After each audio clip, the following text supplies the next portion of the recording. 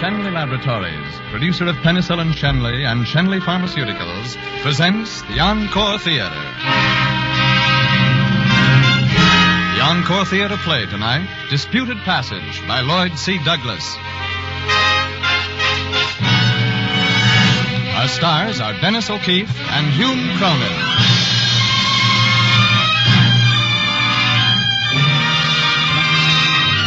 Tonight, Shenley Laboratories presents another in a new series of great dramatic programs. Some of our stories are fact, the struggles and accomplishments of great men of medicine. Others are fiction, stories of devotion to an ideal, individual heroism, or great courage. By these programs, Shenley Laboratories would remind you that medical science and progress are not cold, impersonal research or pages of statistics, but a warm human story told in living terms. Whether it's the life of one of medicine's immortals or the everyday record of service rendered by your own physician. And listen at the close of this program for an announcement of the utmost importance about radio's newest program.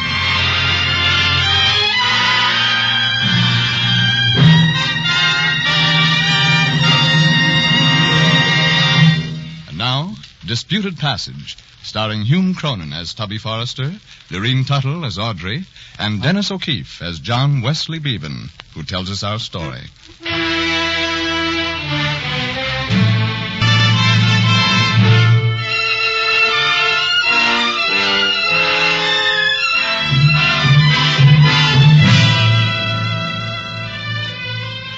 Walt Whitman once wrote, "Have you learned lessons only of those who admired you and were tender with you and stood aside for you? Have you not learned great lessons from those who braced themselves against you and disputed the passage with you?" Somehow that explains my relations with Dr. Milton Forrester, more commonly known as Tubby, far better than I am able to put into words. I chose that medical college just because he was teaching there. Not only was he an anatomist of distinction, but a recognized authority on neurological surgery.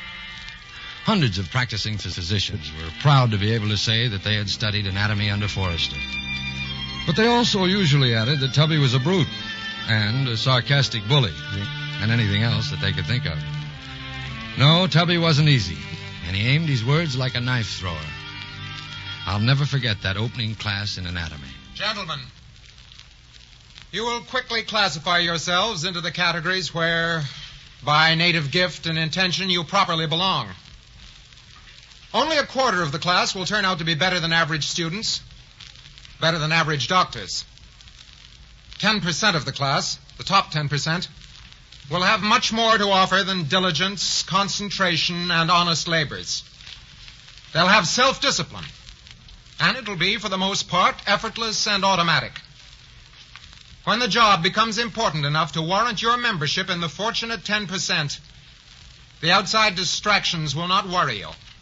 And once in a blue moon, the upper 10th delivers to medical science an explorer, a discoverer, a trailblazer.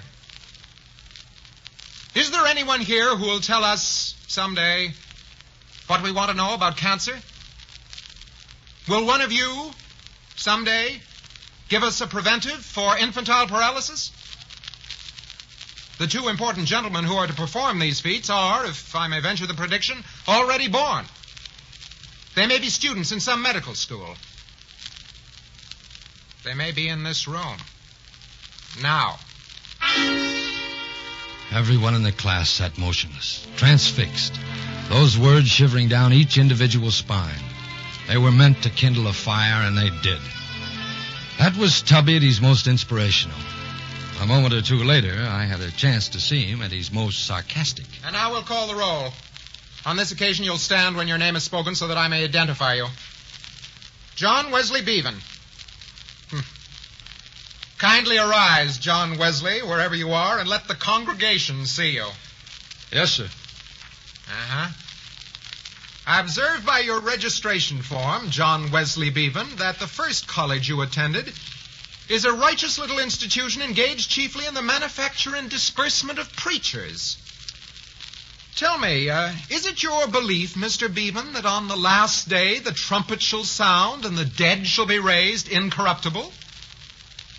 Well, sir, it's a theory that hasn't been disproved yet. When you write home to your pastor, tell him I'd like to discuss that with him sometime. I don't think he'd be interested, sir. What?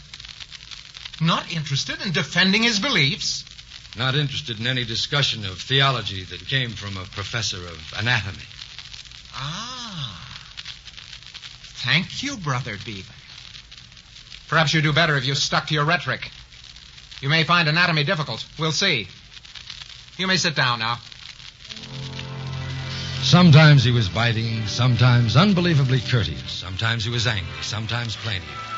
Always he was a challenge. He liked to keep you fencing. He'd dart to any side of an argument just to see if you'd kept your wits about you. At Christmas, most of the students went home, but I had no place to go except my sister's, and she lived too far away. At 4 o'clock on Christmas Day, I was in the lab working over a drawing of some mussels when Tubby walked in. Nice way for a pious young Christian to be spending Christmas Day. I should have thought you might be playing Santa Claus at some Sunday school festivity. No one would have me. Not Tubby enough. May I venture to inquire what you think you're doing? We passed this drawing some days ago. Oh, yes, sir, I know. I was just curious about it. Why? Well, as far as I can see, the nerves in control of these non-functioning muscles are of the same structure and caliber of those of the frontalis. Why haven't they atrophied? I see you're interested in nerves. Why? Well, I couldn't explain, sir. They just interest me. Would you be good enough to tell me, sir, what I want to know about this one? No, I won't tell you. Pardon me. I won't tell you because I don't know. Oh, then I suppose nobody knows. Are you trying to say something smart, young man? No, sir. I never was more honest in my life. I think that if you don't know, it's very unlikely that anybody else does. Oh. You through with that thing for a while? Oh, I can stop, sir, if I have to make a call. You might come along and have dinner with me as long as you've got nothing better to do. Well, thank you, sir. That's very kind of you.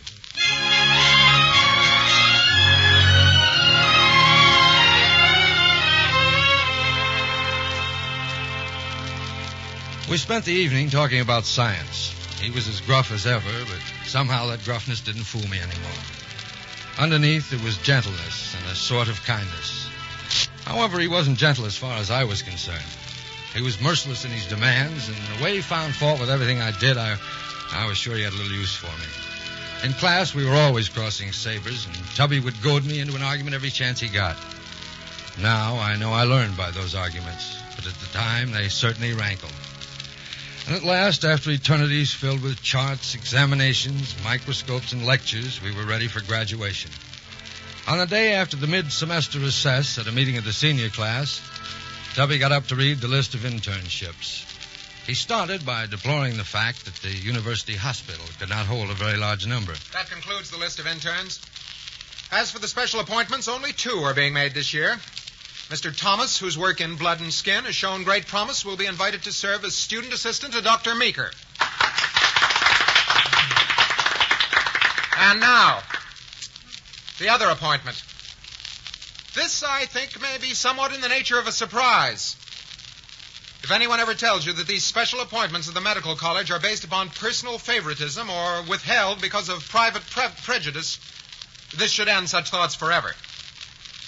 I am asking Brother Beavan to hold forth in my own laboratory through this coming year and serve as my private chaplain. All right. That's enough. All right. Do you accept, Brother Beavan? Oh, I shall do my best, sir. I too believe that the ship is more than the crew. You mean you don't have to like the captain in order to obey him? That's what I mean, sir. Gentlemen, this is a good example of the scientific spirit. That'll be all. You're at liberty.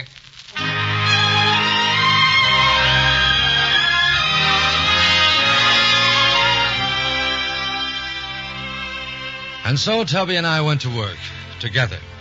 By the end of our 3rd year of association, he not only had let me perform some of the operations for class observation, he had taken time off to lecture abroad and had left me in charge of the class during his absence. Immediately after his return, he sent for me. I understand your work's been adequate while I've been gone. Thank you, sir. We're getting a case from upstate tomorrow that promises to be interesting. It's referred to us by Dr. William Cunningham. Patient's a 5-year-old boy. My reason for calling you in on this case is because I've just had my lenses changed and I'm not quite accommodated to the correction. Yes, sir. The child's aunt is bringing him down. She's Chinese, I believe. Her name's Lan Ying.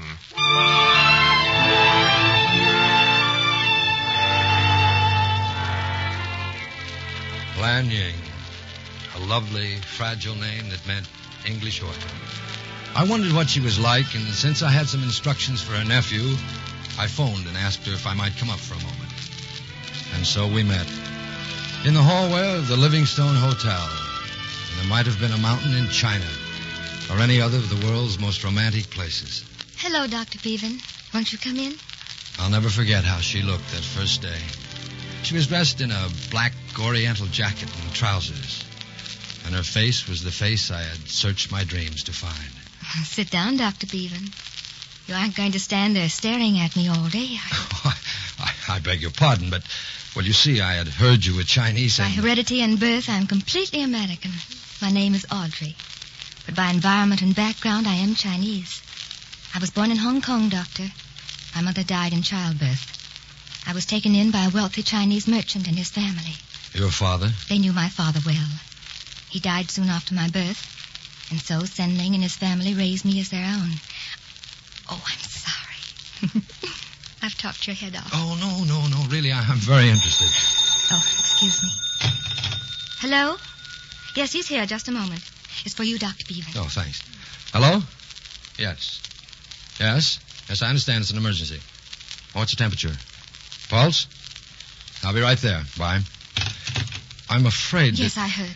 Look, I want to hear some more about China, and I must talk to you about our patient, so, well, how about having dinner with me tonight? I'd love to.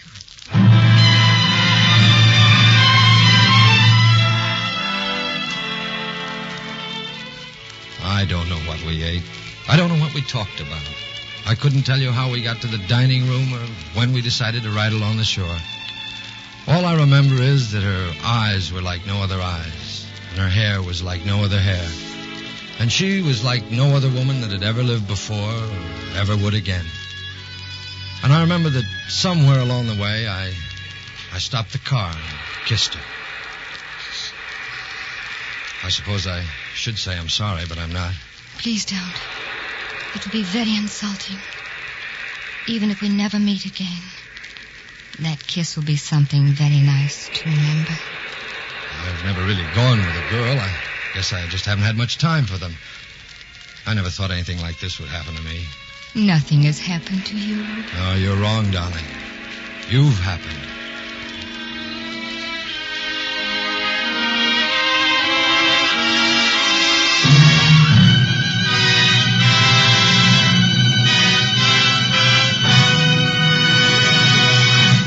In just a moment, we will continue with Disputed Passage. But now we have an important message for you from Shenley Laboratories, producer of Penicillin Shenley. Most of us are familiar with the miraculous results achieved from the use of penicillin in combating serious infection. But did you know that penicillin is now used to prevent infections as well?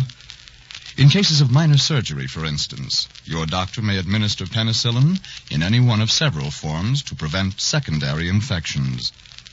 Naturally, increased uses for penicillin impose a demand for increased quantities. Shenley Laboratories is geared to do its part in meeting that demand. In addition to penicillin in its original form, Shenley has now developed such pharmaceuticals as penicillin tablets and troches for administration by mouth, as well as penicillin ointment and ophthalmic ointment. As one of the world's largest users of research on mold and fermentation processes, from which penicillin and other antibiotics are derived, Shenley Laboratories has dedicated itself to a continuing program of investigation and study. It is our sincere hope and aim that this research program will result in the production of new and ever greater healing aids to place at the disposal of doctors everywhere. And now, the second act of Disputed Passage, starring Dennis O'Keefe, Hume Cronin, and Lorene Tuttle.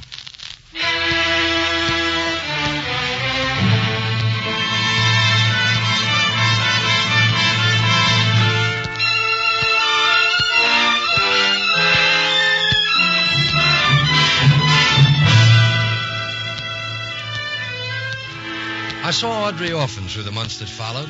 Either she came in for visits with Dr. Cunningham and his wife, or I went to visit them. For the first time in my life, I was enjoying every moment I was living. It must have been January when I got interested in the Buckley child. Dr. Forrester had operated on her, and she was recovering satisfactorily, except that her morale was bad.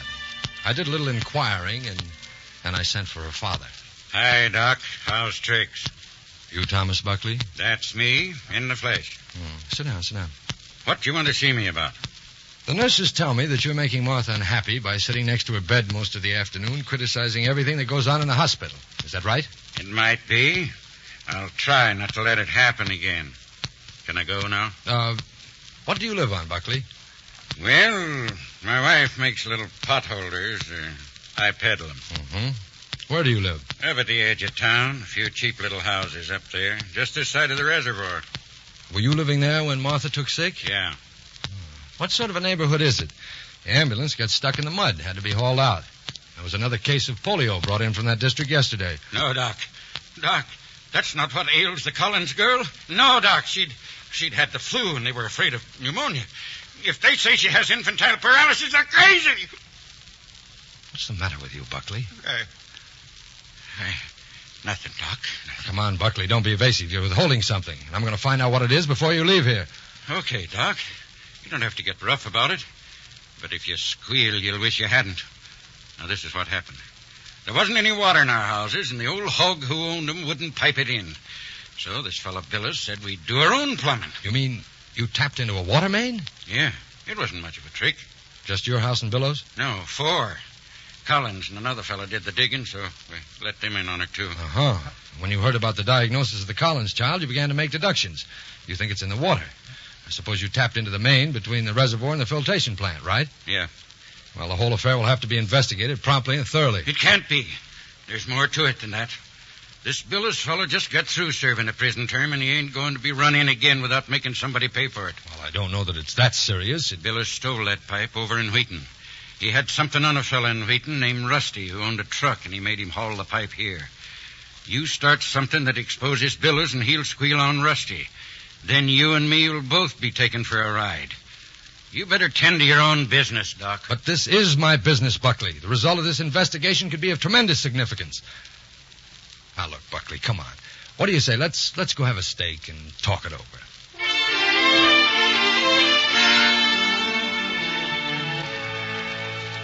I fed Buckley a steak, persuaded him that I would have to notify the health officer, and took him home. And then I went to meet Audrey. We sat in the hotel lobby talking, and my little universe rocked, and all the promises I had made myself about never falling in love dissolved and left me weak-kneed and about as coherent as a schoolboy. You're unusually quiet tonight. You haven't said half a dozen words. Oh, I've been thinking. It must be something very serious, the way you've been scowling. I've been trying to think of some very original way to say, Miss Hilton, I adore you. Will you marry me? That's quite nice enough to accept, just as it is. Oh, darling, you mean you would? Oh, no, you couldn't. You must be... Oh, but I'm not half good enough. But if you would, I... Darling, of course I would, and I will. Thank you for asking.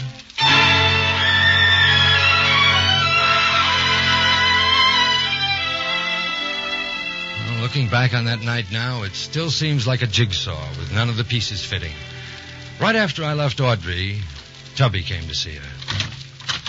Yes? I'm Dr. Forrester. Oh, I've heard Dr. Bevan speak of you often. Come in. I wanted to talk to you about Jack Bevan. Of course. Won't you sit down? Thank you. I'll come to the point immediately. I've come to you to appeal to you. I want you to give Bevan up. Oh. Ever since he's known you, his mind's been divided. His work's slipping. He's losing ground. Oh, surely not. You think he loves you. Perhaps he does. But he loved his career for a long time before he loved you. I love him. I wouldn't interfere in his career. I'd be very proud of it. Unless he's completely alone, he can't give his best to science.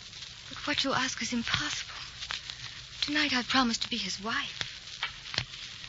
Well, I don't know how much you love him, but you seem to me the kind of girl who could never be happy knowing that she was keeping the man she loved from his best accomplishment. There's no answer to that. There's just no answer to that. Hello? This is the hospital calling. Is Dr. Forrester there? Just a moment. Forrester speaking. We just had a very strange telephone call from Wheaton, Dr. Forrester. A man called up and said that Dr. Bevan had been summoned out there on some pretext and had been in a fight. A fight? Yes. Just a minute. Miss, give me a pencil and paper, quick. Here. All right, go ahead. Where is he? In a deserted farmhouse about 7 miles west of here. Turn left at Larson's Dairy Farm. Your lights will show you where cars have turned around. Go in the back door. Is there anything we can do, sir? No, nothing. But get a room ready and wait for further instructions. I'm going with you. No, you can't. I don't need you. He may need me. I can take care of him. I'm sure you can. And I'm going to take care of you. Tell me. What are you going to do about him? Whatever you say, Dr. Forrester. Because you've admired and loved him even longer than I have.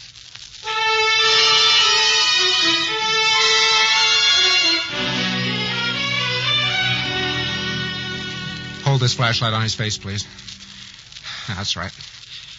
Steady now. Will you want hot water? I could try and find the stove. No, I'm not doing anything now but a simple bandage. There's a very serious concussion here. Willie, is he going to die? I hope not. Look, I'll have to drive down the road to telephone for an ambulance.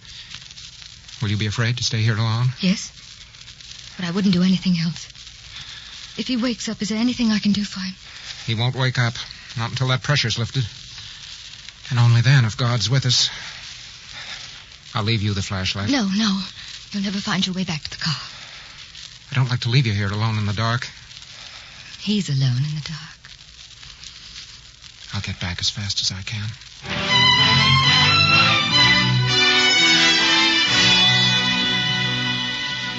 Afterward, Audrey was never quite sure when it was that she first knew that someone else had come in that room.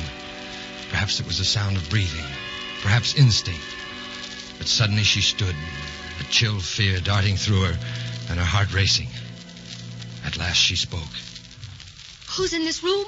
It's me, Thomas Buckley. What are you doing here? I came back.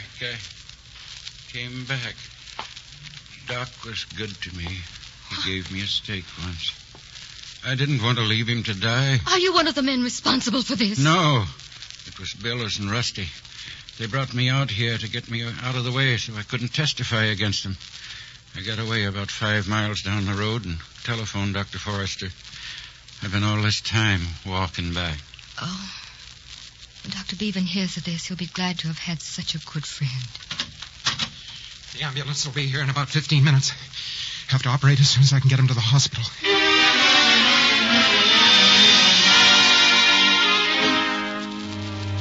All right. That's all. Wheel him out. That's the most that surgery can do for him. Was the operation a success? It was a surgical success. We won't know yet for several hours whether he'll pull out of it. I'll get you a room. You'd better get some sleep. No, I'll wait with you.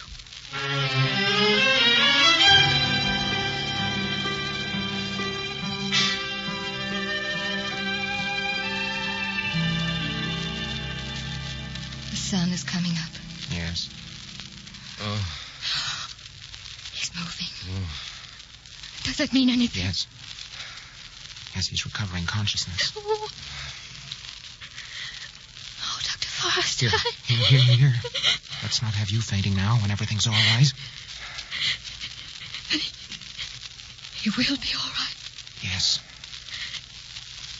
Then I will go, as I promised. No, you're not to go. You're not to go, do you hear me? He needs you. He needs someone to work with him, to help him. You really mean you want me to stay now?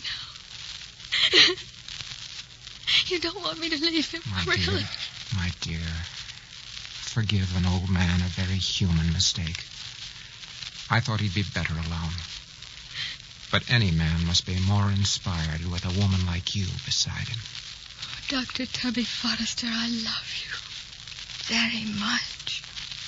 Hey, what's going on? I close my eyes for a minute and I find you... Darling. Oh, darling, how do you feel? Oh, pretty good. What did you do, Tubby? Look inside my head to find out what was in it? Something like that. Thanks. Tubby, we haven't gotten along too well. What do you mean? What do you mean we haven't gotten along too well? Fight better than any two people I've ever known. Man needs a good sparring partner. Okay. I just wanted to say thanks for everything. You're welcome. And now, if you'll excuse me, I'll get on down the hall. I've got some sick patients to look at. You're a convalescent now. See you later. And keep absolutely quiet. If you pull any of those stitches, I'll bash your head in. Whatever you say, Doctor. Somehow I think this quarrel is over. I don't think you two are going to dispute the passage anymore. He's a great man, Audrey. And a great doctor. You're two of a kind, darling. No, Audrey, you may be prejudiced. But I love you for it. Come here for a minute, will you? Kind of get into kissing range? Whatever you say, Doctor.